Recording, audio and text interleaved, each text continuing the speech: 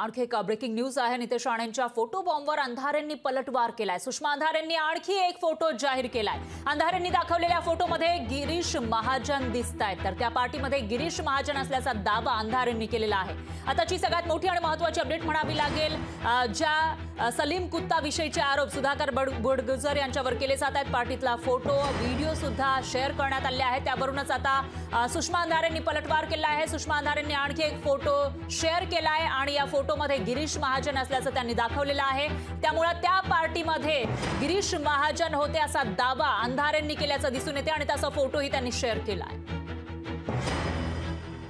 नितेश राणेंनी जे फोटो झळकवले ना, आमचा पदाधिकारी जर दोषी असेल तर निश्चित त्याच्यावरही कारवाई व्हावी।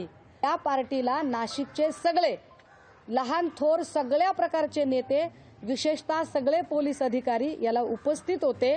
यातलाच एक फोटो आमच्या नाशिकच्या पदाधिकाऱ्यांचा फोटो दाखवत नितेश राणेंनी सुतावरून स्वर्ग गाठायचा प्रयत्न केला, पण कदाचित नितेश राणेंना माहिती नसावं की हा फोटो झळकवल्यावर ते किती जोरात तोंडदुशी पडणार होते त्यामुळे मी हा व्हिडिओ आता दाखवला की यामध्ये पालकमंत्री गिरीश महाजन, विकांत चांदवडकर, बाळासाहेब सानप, देवयानी फरांदे, सीमा हिरे हे सगळे लोक काय करतायत याचं उत्तर एकदा या सगळ्या लोकांनी द्यायला हवं।